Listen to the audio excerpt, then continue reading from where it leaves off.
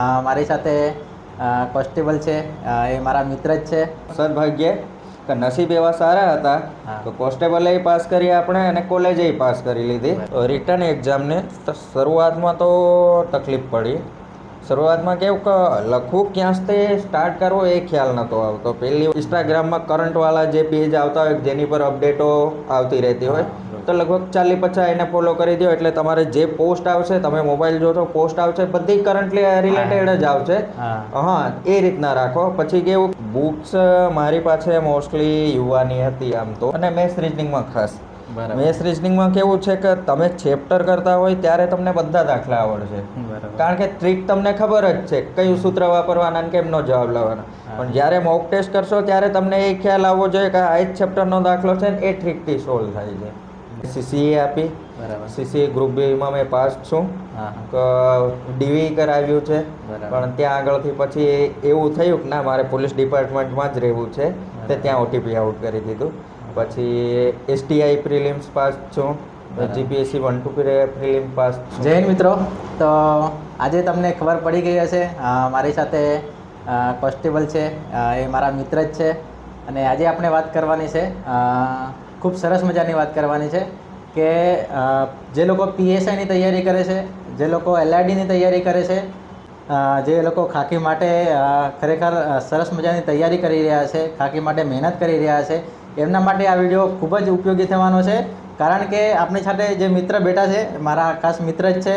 અમે સાથે ટ્રેનિંગ કરેલી છે અને અહીંયા અમારી સાથે જ નોકરી પણ કરે છે. અને નોકરી કરતાં તૈયારી કરી અને PSIમાં સફળતા મેળવી છે. એટલે કે PSIની અંદર જે ફાઇનલ મેરિટ આવી છે એમાં પાસ થઈ ગયા છે અને બધું ફાઇનલ થઈ ગયું છે. હવે માત્ર એમની ટ્રેનિંગ બાકી છે, બરાબર. તો આજે આપણે એ મિત્ર સાથે આપણે તેમને પરિચય કરાવીશું, એમની સંપૂર્ણ જર્ની. પોલીસ કોન્સ્ટેબલ તરીકે નોકરી કરતા હતા, નોકરી કરતાં એ મિત્રએ કઈ રીતે તૈયારી કરી અને કઈ રીતે સફળતા મેળવી, આખી જર્ની વિશે આપણે સંપૂર્ણ માહિતી મેળવીશું. અને તમારા ઘણા બધા પ્રશ્નો હશે, એ તમામ પ્રશ્નોનું આજે સમાધાન આ વિડીયોમાં મળી જશે. મને આશા છે કે તમે વિડીયો પૂરો જોશો અને તમને ખૂબ જ મજા આવવાની છે આ વિડીયો. તો તમને ગમશે તો તમારા મિત્રો સુધી જરૂરથી શેર કરજો. તો સૌથી પહેલાં આપણે શરૂઆત કરીએ કે મિત્રોનો આપણે ટૂંકમાં પરિચય મેળવીએ. સૌથી પહેલાં તો આપનો ટૂંકમાં પરિચય આપશો. મારું નામ બાબર મનોજ રતનસિંહ. હું મૂળ દાહોદ જિલ્લાથી આવું છું અને મેં અભ્યાસમાં BSc કમ્પ્લીટ કર્યું છે. બરાબર. આજે મને એક વધારે ખુશી એ થાય છે કે મારી સાથે ટ્રેનિંગ લીધેલી અને સાથે ટ્રેનિંગ કરી અને સાથે નોકરી કરતા હતા, અને નોકરી કરતાં આ મિત્રએ સારી રીતે તૈયારી કરી અને સાથે જ નોકરી સાથે તૈયારી કરી અને PSIમાં પાસ થયા છે. તો મને ખૂબ જ ગર્વ થાય છે. તો સૌથી પહેલાં તમને ખૂબ અભિનંદન, તમને આ પરીક્ષા પાસ કરવા બદલ. શરૂઆત કરીએ તો આજે તમે PSIની તૈયારીની શરૂઆત તમે ક્યારથી કરી અને કઈ રીતે સ્ટાર્ટિંગ કર્યું, એ શરૂઆતની થોડી તમે એના વિશે વાત કરશો. શરૂઆતમાં તો હું કોલેજ ટાઈમથી કોન્સ્ટેબલની તૈયારી કરતો હતો. જે વર્ષે આપણે કોન્સ્ટેબલને ફાઇનલ એક્ઝામ હતી એ વર્ષે જ મારે કોલેજની પણ ફાઇનલ એક્ઝામ હતી. તો કોલેજની એક્ઝામ અને કોન્સ્ટેબલની એક્ઝામ બંને સેમ જ હતી, એપ્રિલમાં જ હતી બંને. તો એ ટાઈમે કોન્સ્ટેબલ પર થોડું વધારે ફોકસ રાખ્યું, કોલેજ પાછળથી કરી લેશું. પણ સદભાગ્યે કે નસીબ એવા સારા હતા તો કોન્સ્ટેબલે પાસ કરી આપણે અને કોલેજે પાસ કરી લીધી. હવે કોન્સ્ટેબલ પાસ થઈ ગયા એના પછી તો કેવું કે બધા એમ કહે કે ટ્રેનિંગમાં તમને કાંઈ ના મળે, ફરવા ના મળે, રજા ના મળે, આમ છે તેમ છે. તો એ ટાઈમ એક્ઝામ પછીના ટ્રેનિંગ સુધીનો ટાઈમ તો આપણો આમ જ ફરવામાં કે આમ તેમ જતો રહ્યો. પછી થયું ચાલો ને આના કરતાં થોડું બેટર કરી શકીએ છીએ, આપણામાં થોડી ક્ષમતા છે, તો એક ટ્રાય કે છેલ્લી એક લડી લઈએ.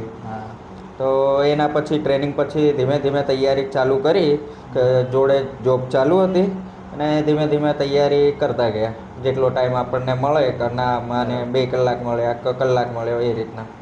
બરાબર. તો સૌથી પહેલાં તમે જે ટ્રેનિંગ 2023માં પૂરી કરી એના પછી ટ્રેનિંગમાં જ તૈયારી ચાલુ કરી હતી કે પછી ટ્રેનિંગ પૂરી થઈ અને નોકરી ચાલુ કરી એના પછી તૈયારી ચાલુ કરી હતી? ના, ટ્રેનિંગમાં તો એટલો બધો ટાઈમ મળતો નહોતો કે ત્યાં કેવું કે ટાઈમનો અભાવ રહેતો કે ટ્રેનિંગનો જે ટાઈમ છે એ પૂર્ણ ટાઈમ ત્યાં આપવો પડતો. બરાબર. અહીંયા નોકરી ચાલુ થયા બાદ અહીંયા લાગ્યું એવું કે ના થોડો ટાઈમ મળી શકે તેમ છે, તો અહીંયાથી જ ચાલુ કરી. બરાબર. તો શરૂઆતમાં જ્યારે તમે તૈયારી ચાલુ કરી ત્યારે તમને એવું નથી લાગતું હતું કે આ વખતે આખો સિલેબસ ચેન્જ થઈ ગયો હતો? પહેલાં કારણ કે MCQ બેઝ મેથ્સની પણ એક્ઝામ લેતા હતા અને આ વખતે લેખિતની એક્ઝામની જે સિલેબસ હતો એમાં ઇન્ક્લુડ કરી દીધું. તો પછી આ લેખિતની તૈયારી માટે તમે કઈ રીતે એમાં મેનેજ કર્યું અને તમે એની અંદર કઈ રીતે તૈયારી કરતા હતા? ના, આ બાબતમાં તો કેવું, આ વસ્તુ મારા માટે એકદમ નવું હતું. બરાબર. કે મારે કેવું, મેં 10મા સુધી કર્યું, પછી 11-12 સાયન્સ કર્યું. હવે સાયન્સમાં તમારે લેખિત સબ્જેક્ટ છે સાવ ઓછો આવે, કે આવે તો પણ એ કેવું ફેક્ટ વસ્તુ આવે કે એમાં નિબંધ જેવા 4-4 પન્ના આપણે લખવાનું થતા ના હોય. અને કોલેજમાં તો ખબર જ છે કે 1 કે 2 પેજ જ લખવાનું થતું હોય. તો આ વસ્તુ બહુ નવું હતું મારા માટે, અને એ અઘરું પણ એટલું જ હતું કે મેનેજ કરવું બહુ અઘરું હતું. કે પહેલાં લગભગ 1-1.5 મહિનો જેવું તો મને ખાલી સમજતા લાગ્યું કે આ વિષય અંદર કઈ રીતના તૈયારી કરી શકાય અને આગળ કઈ રીતે આમાં વધી શકાય. બરાબર. તો ખાસ કરીને જે PSIની પ્રિલિમ એક્ઝામ હતી આ વખતે, એમાં પણ નવું જ હતું કારણ કે 100 માર્ક્સનું ગણિત અને રિઝનિંગ મૂકી દીધું હતું અને 100 માર્ક્સનું જનરલ નોલેજ હતું. તો આજે ગણિત રિઝનિંગ માટે બધા જ વિદ્યાર્થીઓને મૂંઝવણ હોય છે કે આટલા બધા માર્ક્સનું આ પૂછાય છે, તો એની અંદર કઈ રીતે આપણે માર્ક્સ કવર કરવા. તો એમાં તમે કેટલા માર્ક્સ લાવ્યા હતા ને તમે એની સબ્જેક્ટની મેથ્સ રિઝનિંગની કઈ રીતે તૈયારી કરી હતી? આ બાબતમાં તો કેવું કે મેથ્સ રીઝનિંગ તમારે ડેલી કરવું પડે. મેં બહુ ભૂલો કરી છે કે મેં પહેલાં સ્ટાર્ટિંગમાં તૈયારી ચાલુ કરી તો કેવું હતું કે મારો ગોલ કેવો છે કે એક સબ્જેક્ટ પકડું, એને પૂરો કરું, પછી બીજો સબ્જેક્ટ પકડું. ધારો કે બંધારણ પકડ્યું છે તો બંધારણ જ્યાં સુધી પૂરું ના થાય ત્યાં સુધી મેં હિસ્ટ્રી ના પકડું. એ રીતના તૈયારી કરતો. પણ પછી પાછળથી ખ્યાલ આવ્યો કે આ રીતે મેથ્સ રીઝનિંગ તો ભેગું થાય એવું લાગતું નથી. તો પછી કેવું કે મેથ્સ રીઝનિંગ માટે અલગ ટાઈમ ડેઈલીનો ફિક્સ કર્યો કે સાંજે આપણે જોઈએ સાંજે 4 વાગ્યા 5 વાગ્યાથી લઈને 6-7 વાગ્યા સુધીનો જે સમયગાળો છે ને, એ સમયગાળામાં તમે વાંચવા બેસો ને તમને મને ના લાગે. એ સમયગાળામાં તમે મેથ્સ રીઝનિંગ લઈ લો, તમારો ટાઈમ બી બચી રહે અને એક તમારો સિલેબસનો એક વિષય પણ કવર થતો રહે. એ રીતે મેનેજ કર્યું. પહેલાં રિઝનિંગ લ્યો તો તમને રિઝનિંગમાં ફાવટ આવશે તો પછી મેથ્સમાં ફાવટ આવશે. એ રીતના મેથ્સ રિઝનિંગની વાત થઈ. આપણે જે એના સિવાયના જે બીજા વિષયો છે જનરલ નોલેજના વિષયો, તો એની અંદર ખાસ કરીને બધા મૂંઝવણમાં હોય છે કે આપણે GCRT કરવું કે NCERT કરવું કે બજારમાં જે પુસ્તકો મળે છે એમાંથી કરવું, કે તમે કઈ રીતે કરતા હતા અને કઈ રીતે કરવું જોઈએ? આમાં તો કેવું કે તમે સ્ટાર્ટિંગ કરો જ્યારે તમે સાવ નવા હોવ આ ફિલ્ડમાં, તો તમે ચાલુ જ કર્યું છે કે તૈયારી ચાલુ જ કરી છે. તો મારું માનવું એવું છે કે પહેલાં જે પાઠ્યપુસ્તકો છે આપણા જ, NCERT બાજુમાં મૂકો, પહેલાં આપણાથી જ ચાલુ કરો. કારણ કે કેવું કે આપણે પહેલાંથી ભણતા આવ્યા છીએ, એના વિશે આપણને નોલેજ છે ને, એ આપણને કેવું કે સહેલું પડશે. કારણ કે આપણે પહેલાં એ વાંચેલું જ છે, એટલે આપણે જાણકારીમાં આવેલું છે. હા, તો એટલે એ સહેલું પડશે. પછી સ્ટેપ બાય સ્ટેપ ઉપર ચાલો તો કેવું કે તમને હાર્ડ ના પડે. બિલકુલ બરાબર. તો એક બીજી વસ્તુ પૂછીશ કે ઘણા બધા મિત્રો પૂછતા હોય કે આપણે એક જનરલ નોલેજની બુક આવે, ધારો કે યુવા ઉપનિષદની છે, વર્લ્ડ ઇનબોક્સની છે, લિબર્ટીની છે, આવી એક જનરલ નોલેજની બુક આવે, એની અંદર ઘણા બધા જનરલ નોલેજના બધા વિષયોનો સમાવેશ કરેલો હોય છે. તો એ કેટલી ઉપયોગી, શરૂઆત મિત્રો કરે છે તો એ બુક વાંચવી કેટલી ઉપયોગી થાય છે? શરૂઆતમાં એ બુક તો બહુ ઉપયોગી થાય. મેં ખુદ એ બુક ઓછામાં ઓછી 7 થી 8 વખત વાંચેલી છે.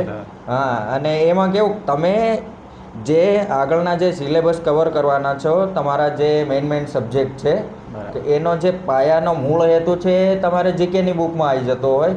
તમે હિસ્ટ્રી લઈ લો, વિજ્ઞાન લઈ લો, અર્થશાસ્ત્ર લઈ લો, કમ્પ્યુટર લઈ લો, એમાંના જે તમારું સ્ટેપ બાય સ્ટેપ ચડવાનું છે એનું પહેલું પગથિયું તમે કહેવા માંગો ને, તો એ જીકેની જે બુક આવે ને એ બુક છે. બરાબર. એટલે તમે જોઈ શકો જે વર્લ્ડ ઇનબોક્સની કે યુવાપની કોઈ પણ જનરલ નોલેજ હોય છે, કોઈ પણ, એ ખૂબ જ ઉપયોગી થાય છે. એટલે શરૂઆતમાં તમે તૈયારી કરો છો તો પહેલી તૈયારી છે તમે તો એ બુક તમારે પહેલાં પ્રિફર કરવી. હા, પહેલાં તમે પાઠ્યપુસ્તકો કરો, જોડે જોડે આ જીકેની જે બુક છે એને પ્રેફરન્સ આપતા જાઓ. પછી તમને જે યોગ્ય લાગે કે તમારા ફ્રેન્ડો તમારી જોડે વાળા કોઈ ફ્રેન્ડ સક્સેસ થયા હોય બરાબર. એમને કઈ બુક વાંચી એમના જોડેથી નોલેજ લઈ અને તમને યોગ્ય લાગે એ બુક તમે વસાવો બરાબર. પછી તૈયારી ચાલુ રાખો. એટલે હવે આપણે આ પહેલા વિભાગની વાત થઈ છે કે આપણે જનરલ નોલેજ અને મેથ્સ રિઝનિંગ કઈ રીતે કરવું, એમાં તમને ઘણી બધી ખબર પડી હશે. તો પછી આપણે ખાસ કરીને વાત કરીએ તો પીએસઆઈનો જે મુખ્ય આ વખતે આધારસ્તંભ રહ્યો છે, એમાં મોટાભાગના વિદ્યાર્થીઓ ફેલ થયા છે, એમાં લેખિતમાં ફેલ થયા છે કે રિટર્ન એક્ઝામમાં. તો રિટર્ન એક્ઝામની તૈયારી તમે કઈ રીતે ચાલુ કરી હતી અને એમાં પ્રેક્ટિસ કઈ રીતે કરી હતી, તો એના વિશે થોડું તમે વાત કરશો. રિટર્ન એક્ઝામને શરૂઆતમાં તો તકલીફ પડી. શરૂઆતમાં કેવું કે લખવું ક્યાંથી સ્ટાર્ટ કરવો એ ખ્યાલ નહોતો આવતો. પહેલી વસ્તુ તો એ, અને લખવાનું સ્ટાર્ટ કરીએ તો એક ફકરાથી બીજા ફકરા પર કઈ રીતના જવું એ વસ્તુનો ખ્યાલ બહુ જાજો નહોતો. કારણ કે એક વસ્તુ આપણો કેવું ફકરો પૂરો થાય છે એને રિલેટેડ જ બીજો ફકરો ચાલુ થવો જોઈએ, બરાબર, એ રીતનું હોય છે. તો આમાં તકલીફ પડી પહેલાં પણ મારું એવું માનવું છે કે તમે ન્યૂઝપેપર વાંચતા હોય, ડેલી ન્યૂઝપેપર વાંચવાનું રાખતા હો તો આ બાબતમાં કેવું તમને જરાય તકલીફ ના પડે. ન્યૂઝપેપર વાંચવાનું ચાલુ રાખો. અને બીજું કેવું છે કે આપણે જે ગુજરાત પાક્ષિક આવતા હોય છે તે જોડે જોડે ગુજરાત પાક્ષિકને જોતા જાઓ, એનું થોડું રીડિંગ કરતા જાઓ, તો એમાં તમારે કરંટ અફેર થતું રહેશે અને લેખિતની પ્રેક્ટિસ થતી રહેશે. બરાબર. તો એના પછી તમે આ પ્રેક્ટિસ કરી હશે, પછી તમને એમ તમારા પોતાને ચેક કરવું છે કે ભાઈ મારે હું કેટલું હવે મારા તૈયાર છું આ લેખિત પરીક્ષા માટે, મને કેટલું હવે ફાવે છે. તો એના માટે મોક ટેસ્ટ આપણે આપવા હોય તો તમે મોક ટેસ્ટ આપ્યા હતા કે કઈ રીતનું તમે ઇવેલ્યુએશન પોતાની જાતને કર્યું હતું એ વખતે? મારું તો કેવું કહું, મારા જોડે જૂના જે ડિવાઇસોના છે, એસટીઆઈના છે, એના જે શું કહેવાય પેપરો, જૂના પેપરો હતા. અને પેલા જે ટોપરો હોય એમની આન્સર શીટો એ ઓનલાઈન ડાઉનલોડ કરી હતી મેં, અને પછી ઝેરોક્સ કરાવી દીધી હતી. એમને અવલોકન કરતા રહેતો કે આમને કેમ વધારે માર્ક્સ આપ્યા છે ને આમને કેમ ઓછા માર્ક આપ્યા છે, ક્યાં આગળ એમની ભૂલો ક્યાં આગળ હતી, એ ભૂલો મેં ક્યાં સુધારી શકું, એ રીતના લઈને ચાલ્યો હતો. અને અમુક કેવું કે જૂના પેપરો હતો ત્યાં હતા, એમાં થોડું માર્કિંગ કરતા જતો, આમાં હું આ રીતના લખી શકીશ, આમાં હું આ એડ કરી શકીશ, મારે આટલું એડ કરવાનું થશે, એ રીતના. અને નવું જે હાલ જે કરંટમાં ચાલે છે એ મુદ્દાઓ એક બાજુ નોટ કરતો રહેતો કે આ મુદ્દો હાલ કરંટમાં ચાલે છે, પોલીસ રિલેટેડ છે. ધારો કે ત્યારે પેલું કુંભ મેળામાં ભાગદોડ થઈ હતી, 12 માણસો મરી ગયા હતા લગભગ. એ 12 માણસોનો પેપરમાં એ જ સવાલ આવ્યો હતો કે જ્યારે કોઈક એ પ્રકારનો બનાવ બને તો પોલીસની શું ફરજ બને, એ રીતના. બરાબર. એટલે વર્તમાનમાં ખાસ કરીને જે પણ મુદ્દાઓ પર ચર્ચા ચાલતી હોય એના વિશે આપણે ખાસ અપડેટેડ રહેવું પડે. બરાબર. અને પોલીસ બાબતોમાં તો ખાસ એમ પોલીસને લગતા કોઈ પણ મુદ્દા ઉપર હાલ ચાલતું હોય. બરાબર.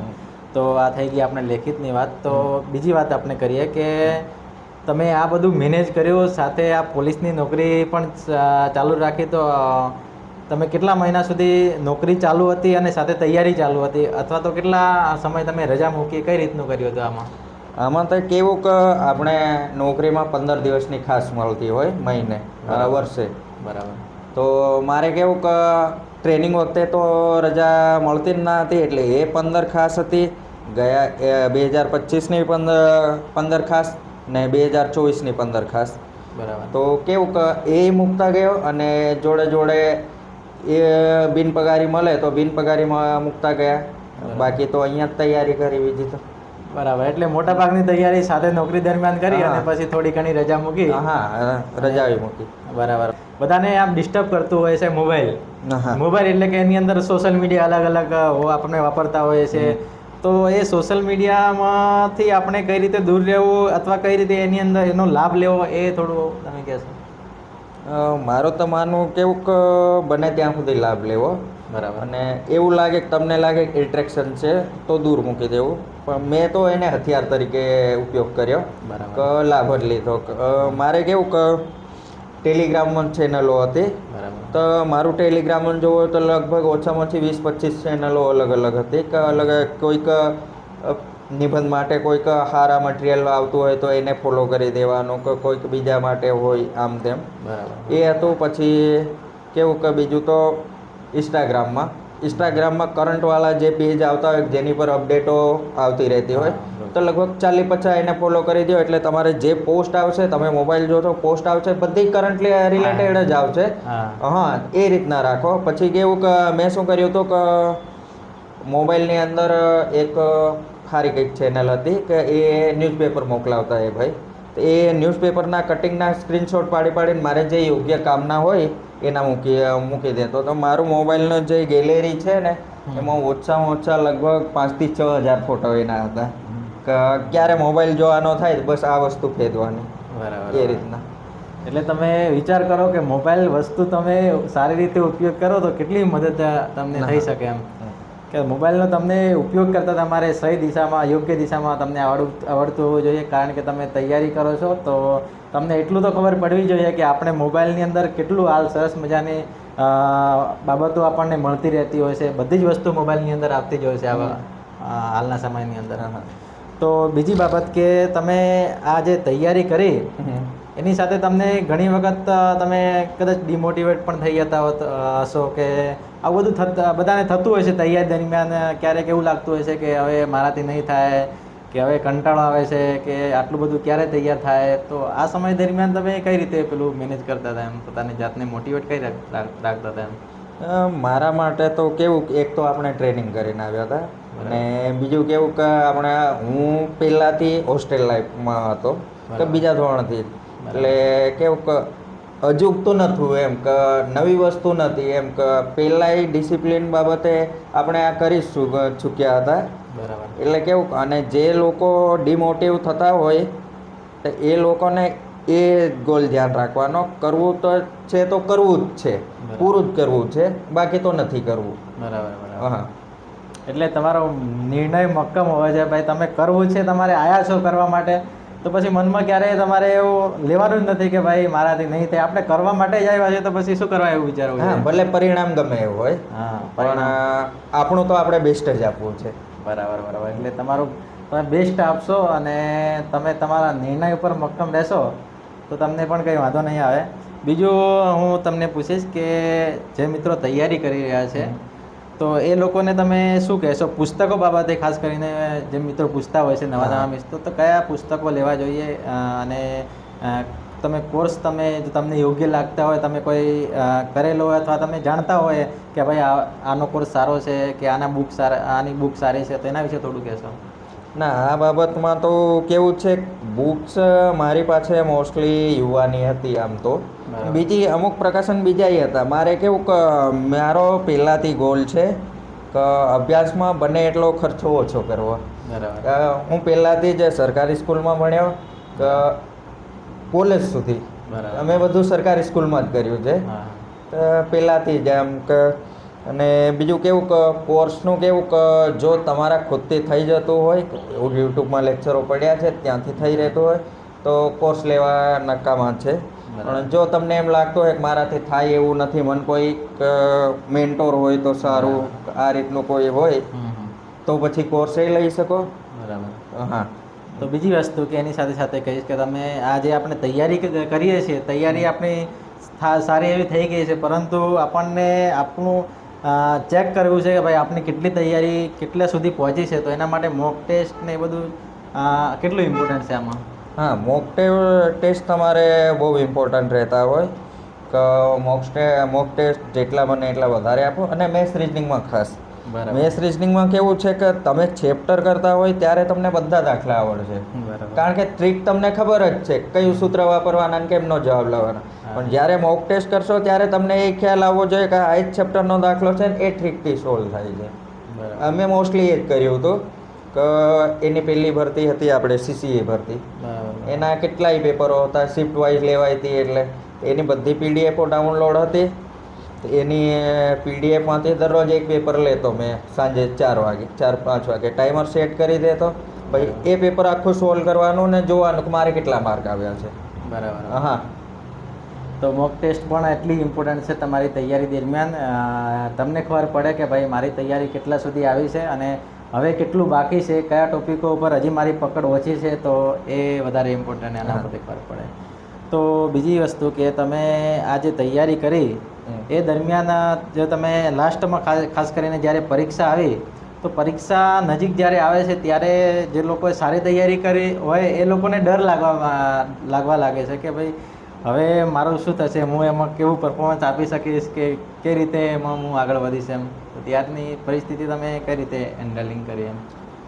હા, આમાં તો કેવું ડર તો હોય કે તૈયારી આટલી કરી હોય એમાંય આપણે કેવું કે નોકરી દરમિયાન રજા મૂકીને તૈયારી કરતા હોય તો બધા એક વસ્તુ તો કેવી હોય કે આપણે તૈયારી કરીએ છીએ એ બધાને ખ્યાલ હોય છે એમ કે આપણે આજુબાજુવાળાને ખ્યાલ હોય. તો હવે પહેલો ડર તો એ લાગે કે હું ફેલ થયો તો આજુબાજુવાળા મને શું કહેશે એમ. તો એની વસ્તુ અલગ છે. તમે ખાલી તૈયારી કરો, સફળતા મળે કે ના મળે નો ડાઉટ, એ કોઈ આપણને ખુદને એમ થવું જોઈએ કે મેં મારો બેસ્ટ આપ્યો, કે કાં તો હું મારું બેસ્ટ આપીશ એમ, કે જે મારાથી જે થાય એ હું કરીને જ રહીશ એમ. બરાબર. એટલે તમે તૈયારી કરો છો તો તમે ગામવાળા કે બીજા શું કહેશે એના પર વિચારવાનું બંધ જ કરી દો. કેમ કે તમે તૈયારી કરો છો તો સફળતા પણ તમારે મેળવવાની છે અને પરિસ્થિતિ પણ તમારી સુધારવાની છે. બીજા કોઈ પણ વ્યક્તિ પરિસ્થિતિ સુધારવા નહીં આવે. તમે જો એમનું વિચારીને બેસી રહેશો તો પણ તમને કંઈ ફાયદો થવાનો નથી. એટલે બીજાનું વિચારવાનું બંધ કરી દેવાનું. આપણે તૈયારી કરીએ છીએ, આપણે તૈયારીમાં ફોકસ કરવાનું, પછી પરિણામ ઉપરવાળા ઉપર છોડી દેવાનું. આપણે પોતાનું બેસ્ટ આપીએ તો આપણને આપણું પરિણામ પણ આપના લાયક યોગ્ય મળી જ જાય છે. બરાબર. તો બીજું ઘણી બધી આપણી વાતો કરી લીધી, પરંતુ છેલ્લે તમે વિદ્યાર્થીઓને શું સંદેશ આપશો કે હવે તમે કઈ રીતે આગળ વધશો એમના વિશે તમે વિદ્યાર્થીઓ માટે શું કહેશો જે લોકો તૈયારી કરે છે હાલ? તૈયારી કરે છે, પહેલી વસ્તુ કેવી છે કે તમે રેગ્યુલર તૈયારી રાખો. કે એવું નહીં કે ચાલુ કર્યું, ભરતી આવી ત્યારે જ ચાલુ કર્યું તો ભરતી પછી મૂકી દીધું. કે કેવું કે ગોલ વગર, એને કેવું કે ગોલ વગરની તૈયારી, ખાલી વાંચવા ખાતર વાંચે અમુક, કે મારે કોઈ બી ભરતી આવે તો આપી દેવાની એમ, કે એવું નહીં. કાં તો પછી તમારે જે બનવું હોય કે એક કેવું કે બનવાની ઈચ્છા એમ કે ઈચ્છા હોવી જોઈએ કે મારે પોલીસમાં જવું છે, પોલીસમાં જ જવું છે. બરાબર. તો પછી તમને એમ લાગતું હોય કે મારે પોલીસ ડિપાર્ટમેન્ટ નહીં જોઈન કરવો, મારે બીજી કોઈક જોબ લેવી છે, તો એ જોબને પણ કેવું કે એ જોબને પછી આપણે એવું ધગશ હોવી જોઈએ કે મને એ જોબ ના મળે તો શું એમ, કે મારે લેવી જ છે. બરાબર. હા, એટલે કે તમારી ઈચ્છા છે મક્કમ હોવી જોઈએ કે મારે આ કરવું જ છે. બરાબર. તો તમને ડિમોટિવેટ પણ થવાનો વારો નહીં આવે, નેગેટિવ વિચારો પણ નહીં આવે. અને બીજી એક વસ્તુ તમને પૂછવાની રહી ગઈ કે આના પહેલાં તમે બીજી પરીક્ષાઓ આપી હશે, તો એ પરીક્ષામાં એમનું પરિણામ કેવું રહે? બીજી આગળની પરીક્ષાઓ તમે આપી હશે તો એમાં? મેં સૌથી પહેલાં તો કોન્સ્ટેબલ જ આપી હતી. એના પછી કેવું તૈયારી હોય કે ના હોય પણ આપણે કેવું કે આપતા હતા પરીક્ષા કે આગળ કામ લાગશે. બરાબર. ગમે ત્યારે તમે પરીક્ષા આપો એક કામ જ લાગવાનું હોય છે. બિલકુલ. એના પછી તૈયારી ચાલુ કરી, પછી મેં CCA આપી. બરાબર. CCA ગ્રુપ બીમાં મેં પાસ છું. DV કરાવ્યું છે, પણ ત્યાં આગળથી પછી એવું થયું કે ના મારે પોલીસ ડિપાર્ટમેન્ટમાં જ રહેવું છે, તે ત્યાં OTP આઉટ કરી દીધું. પછી STI પ્રિલિમ્સ પાસ છું, GPSC 1-2 પ્રિલિમ પાસ છું. બરાબર. તો ખૂબ સરસ કહેવાય. તો તમે વિચાર કરો કે એક વખત સારી તમે તૈયારી કરો તો કેટલી બધી પરીક્ષા પાસ કરી શકાય. સૌથી પહેલાં તમે કોન્સ્ટેબલની એક્ઝામ કેટલા વર્ષની અંદર પાસ કરી તમારી ઉંમર ત્યારે? લગભગ મારી ઉંમર ત્યારે 22 વર્ષ હશે. 22 વર્ષમાં કોન્સ્ટેબલની પાસ કરી. એના પછી ટ્રેનિંગ પછી તમે CCની પાસ કરી, પછી GPSC 1-2ની પણ પ્રિલિમ પાસ કરી, STIની. એટલે તમે વિચાર કરો કે ભાઈ તમે સારી રીતે તૈયારી કરો. એ પણ એવું નથી કે તમે બધી જાતે તૈયારી કરી લીધી. જાતે તૈયારી છે. બરાબર. તો વિચાર કરો તમે જાતે ઘરે બેઠા તૈયારી કરી અને એમાં સાથે નોકરી પણ કરી અને આટલી બધી GPSCની પ્રિલિમ પાસ કરી, STIની પ્રિલિમ પાસ કરી, CCની પરીક્ષા બધા સ્ટેજમાં પાસ કરી, DV પણ થઈ ગયું અને ફાઇનલી PSIની બધી રીતે પાસ થઈ અને હવે PSI બનવા જઈ રહ્યા છે. તો ખૂબ મને પણ ખુશી થાય છે. આજે મારી સાથે ટ્રેનિંગ લીધેલી અને સાથે એક જ સિટીમાં નોકરી કરેલી અને આજે અમારી વચ્ચેથી PSI બનીને હવે જવાના છે, એટલે કે 2 સ્ટાર હવે લેવાના છે. તો આ વિડીયોમાં તમને ઘણું બધું જાણવા મળ્યું હશે. તમને વિડીયો ગમ્યો હશે એ 100%ની વાત છે. તો તમને બીજો કંઈ પણ પ્રશ્ન આને લગતો હોય તૈયારીને લગતો તમે કોમેન્ટ બોક્સમાં કોમેન્ટ કરીને જણાવજો. 100% તમને યોગ્ય સમય તમને જવાબ મળી જશે. અને વિડીયો તમને ગમ્યો હોય તો તમારા જે મિત્રો PSI કોન્સ્ટેબલની તૈયારી કરે છે એ મિત્રો સુધી જરૂરથી શેર કરજો. અને આપણી ચેનલને લાઇક અને સબસ્ક્રાઈબ કરવાનું પણ ભૂલતા નહીં, કારણ કે આપણે ખાસ કરીને પોલીસની જે લોકો તૈયારી કરે છે PSI કોન્સ્ટેબલની, એમને લગતું કંઈક ને કંઈક સારી બાબતો મૂકતા રહેતા હોઈએ છીએ. ખાસ કરીને આપણે જે મિત્રો પાસ સફળ થાય છે એમના ઇન્ટરવ્યૂ ખાસ કરીને મૂકતા હોઈએ છીએ, અને પરીક્ષાને લગતી માહિતી અને એ પણ વસ્તુ આપણે પહોંચાડતા હોઈએ છીએ. સાથે આપણી ટેલિગ્રામ ચેનલ પણ છે, એની અંદર 7000 કરતાં પણ વધારે મિત્રો જોડાયેલા છે. તો એની લિંક આપણે ડિસ્ક્રિપ્શનમાં મૂકી દઈશું. તો તમે પણ તૈયારી કરો છો તો અમારી સાથે જોડાઈ શકો છો. તમને સચોટ માર્ગદર્શન અને યોગ્ય માહિતી તમારા સુધી પહોંચાડતા રહીશું. બાકી થેન્ક યુ. નેક્સ્ટ વિડીયોમાં આપણે મળીશું. Thank you.